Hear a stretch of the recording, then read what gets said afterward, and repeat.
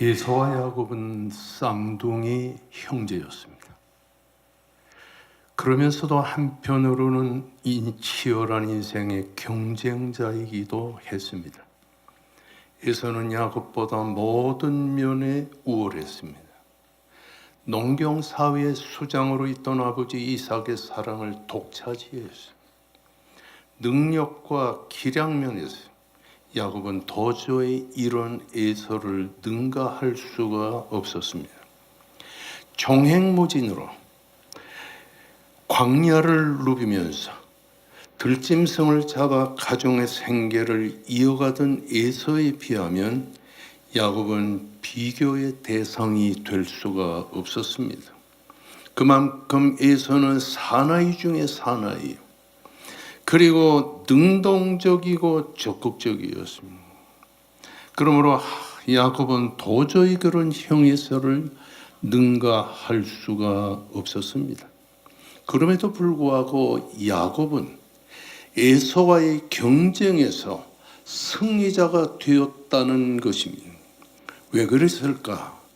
여기서 우리는 인생은 강자라고 해서 반드시 승리하는 것이 아니며 약자라고 해서 반드시 패배하는 것은 아니라는 사실을 알게 되는 것입니다.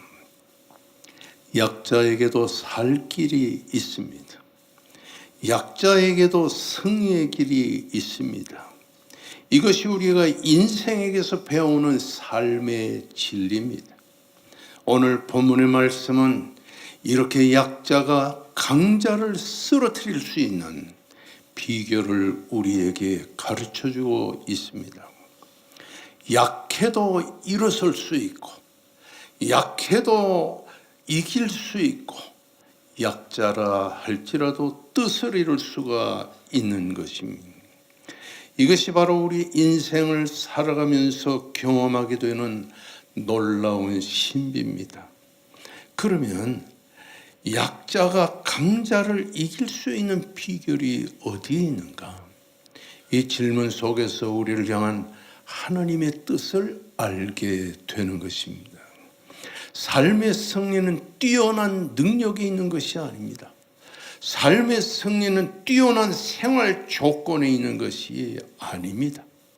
삶의 승리는 우리가 삶을 얼마나 확신하느냐는 우리에게 주신 하나님이 주신 믿음에 달려있는 것입니다. 야곱의 어머니 리브가는 임신 중에 고통을 당하면서 하나님 앞에 이렇게 기도했습니다. 이럴 경우에는 내가 어찌할꼬?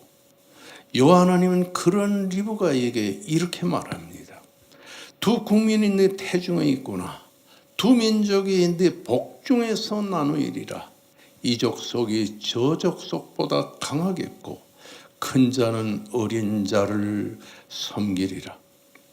여기서 우리는 하나님이 에서보다 야곱을 선택하셨다는 사실을 알게 되는 것입니다. 하나님은 강한 에서가 약한 야곱을 섬기도록 섭리하셨습니다. 하나님의 예정과 하나님의 섭리는 우리 인간의 이 모든 사회의 법도와 우선순위에 얽매이지 않는다는 사실인 것입니다. 집안 좋고 돈 많고 공부 많이 한 사람이 세상을 지배할 것처럼 보이지만 이사야서는 이렇게 말합니다. 내 생각은 너희 생각과 다르며 내 길은 너희 길과 달라서 하늘이 땅보다 높음 같이 내 생각과 내 길은 너희 길보다 높으리라고 하였습니다. 하나님의 주권적인 섭리와 예정으로 보면 야곱은 에서보다 뒤늦게, 그것도 나약한 존재로 태어났지만은 그는 뛰어난 에서의 기량을 뛰어넘어서 승리자가 될 수 있었다고 하는 사실인 것입니다. 세상만 사는 우리 인간의 유능함이나 우리 인간의 능력에 달려있는 것이 아닙니다. 세상만 사는 하나님의 예정과 하나님의 섭리 속에서 하나님이 움직여 가시는 대로 세상이 되어지는 것이라는 말씀입니다. 하나님이 이기게 하시면 이깁니다. 하나님이 되게 하시면 되는 겁니다. 그러므로 무엇보다도 먼저 자기 자신에 대한 자존감, 곧 하나님이 되게 하신다는 믿음이 있어야 되는 것입니다. 나는 보통 사람이 아니야. 하나님은 내 편이야. 하나님은 나를 되게 하시고 나를 이기게 하신다라고 하는 확고부동한 믿음이 마음속에 있어야 된다는 사실인 것입니다. 에서를 누르고 야곱이 승리할 수 있었던 것은 이 족속이 저 족속보다 강하겠고 큰 자는 어린 자를 섬기리라고 하신 하나님의 예정에 달려있는 것입니다. 이 세상에 그 누구도 하나님의 예정과 하나님의 섭리를 뛰어넘을 수 있는 사람은 아무도 없다고 하는 사실인 것입니다. 리브가는 하나님께로부터 약한 자가 강한 자를, 적은 자가 큰 자를 이기리라는 말씀을 들었습니다. 그러면서 어려서부터 어린 야곱을 앞에 놓고 이렇게 말했습니다. 야곱아, 너는 내 형을 이길 수 있어. 내가 비록 형보다 약하고 형보다 모든 면이 부족해도 넌 형을 이길 수가 있어. 하나님이 내가 내 형을 이기도록 섭리하셨어. 이 어머니의 양육 중의 말씀을 듣고 야곱은 그래, 난 형을 이길 수가 있어. 형을 꺾을 수가 있어. 이렇게 마음의 믿음으로 서게 됐다고 하는 사실인 것입니다. 믿음이 있으면 못할 것이 없습니다. 믿음이 있으면 안 되는 것이 없습니다. 하늘은 스스로 돕는 자를 돕는다고 한 말씀과 같이 내 마음속에 하나님의 은혜와 하나님의 계획을 믿는 이런 믿음을 가지면 반드시 하나님이 세워주신다고 하는 사실인 것입니다. 확신은 끈질긴 승부욕을 갖다 주었거든요. 또 뿐만 아니라 확신을 갖게 된 이 야곱에게서 하나님이 꿈을 통해 놀라운 역사를 이루게 해 주셨습니다. 오늘 창세기 28장의 말씀을 보게 되면 하나님께서 야곱을 꿈속에 찾아오셨습니다. 루스의 들판에서 꿈에 사닥다리가 내려오고 꿈에 천사가 내려오고 꿈에 하나님이 일어서셔서 보좌에서 일어서신 하나님께서 야곱을 축복하시는 내용이 쭉 기록되어 나옵니다. 족장시대의 꿈은 계시의 방편입니다.